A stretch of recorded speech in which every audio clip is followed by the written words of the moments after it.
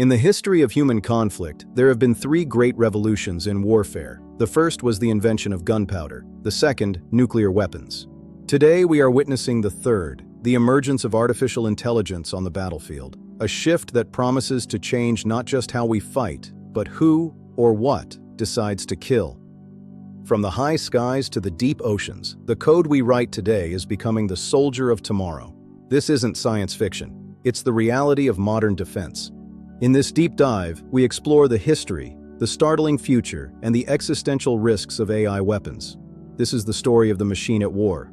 To understand the autonomous future, we have to look back at the origins of automation. It didn't start with complex software. It started with mechanical necessity. In the 1950s, the US built SAGE, the semi-automatic ground environment. It was a massive network of computers designed to coordinate air defense against Soviet bombers. Simultaneously, the first radar-guided interceptors and surface-to-air missiles were developed. These were the first systems to delegate tracking to a machine. By the late 70s, the Phalanx CIWS could detect and engage incoming missiles in seconds. At this speed, the human operator shifted from pilot to supervisor. Early UAVs, like the Firebee, were pioneers. They proved that a machine could navigate and survive in environments where a human pilot might be lost. The 1991 Gulf War introduced the world to smart bombs. These weren't autonomous, but they showed how algorithmic precision could replace mass bombardment. The 2000s saw the Predator and Reaper drones become central to global operations. While remotely piloted, they were the test beds for the autonomous software of the future. But the era of remote control is coming to an end. Communication links can be jammed, and human reflexes are too slow for the next generation of conflict. The future is swarms. Instead of one multi-million-dollar aircraft, militaries are developing thousands of cheap, expendable drones that communicate as a single organism. This concept extends to the sea. Autonomous naval swarms can monitor vast areas of the ocean, detecting and neutralizing threats without a single sailor on board. In recent alpha dogfight trials, AI pilots consistently defeated experienced human fighter pilots. The machine doesn't get tired, and it doesn't feel fear. We are also seeing lock-on after launch, weapons that are fired into a general area and use onboard AI to identify and strike the most valuable targets. Even in space, autonomy is becoming vital. Satellites equipped with AI can self-maneuver to avoid collisions or counter hostile interference in real time. On the ground, autonomous sentries like the robotic quadrupeds are already being deployed for perimeter security. They are the first line of a new automated defense. As we hand over the keys to the kingdom to these algorithms, we are facing risks that no previous generation of leaders has ever had to manage. The most terrifying risk is the flash war. This is a conflict that escalates so quickly that humans only realize it's happening after the first city has fallen. Algorithms can fail. A shadow, a reflection, or a minor software bug could lead a machine to misidentify a civilian as a combatant with lethal consequences. This creates an accountability gap.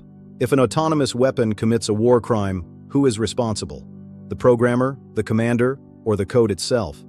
Many AI systems suffer from the black box problem. We often don't know why an AI makes a specific decision, making it impossible to predict its behavior in the chaos of war. And then there is proliferation.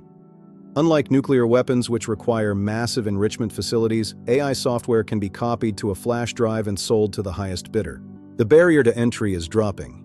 Even non-state actors could soon deploy basic autonomous weapons, creating a world where precision killing is accessible to anyone. The international community is waking up to this threat. At the United Nations, diplomats are struggling to define where the line should be drawn. The debate centers on lethal autonomous weapons systems, or LAWS. Human rights groups are calling for a preemptive ban on killer robots. But major powers face a security dilemma. If one nation stops development, they fear their rivals will continue, leaving them defenseless against an AI-powered adversary.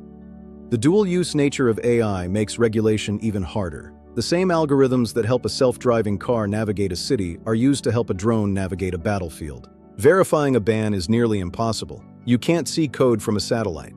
A server farm could be hosting an accounting software or a lethal AI architect.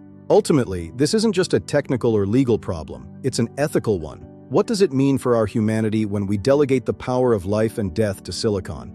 We talk about keeping a human in the loop, but as the pace of war accelerates, that human may only be there to rubber stamp the machine's decisions. The psychological toll on soldiers is also changing. Operating from a distance, guided by algorithms, the reality of war becomes a series of data points on a screen. We are crossing a moral threshold. Once we accept that a machine can kill without a specific human command, there may be no going back. The path we take now will define the next century of human history. We are at a crossroad where technology and morality collide.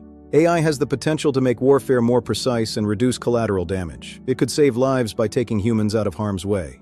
But it also has the potential to automate the end of human oversight. As we build these systems, we must ask, are we creating tools to protect us? Or are we building the agents of our own obsolescence?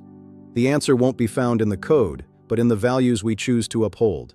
The machines are coming, but the decisions are still ours, for now. Thank you for watching this discussion into the age of AI weapons. Please like and follow for more tech content. Goodbye.